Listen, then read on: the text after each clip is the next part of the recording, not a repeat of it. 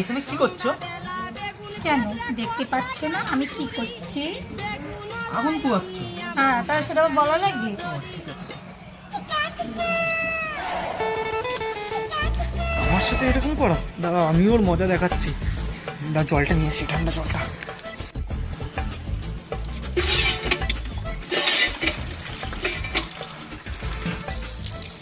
জলে আজকে ওর পুরো চান করো না। আমাকে ভিজাবে? আমি তো জানি ও কি প্ল্যান করছে। এই যে জল রেডি করেছি, এবার দেখাচ্ছি ওকে কি মজা করে।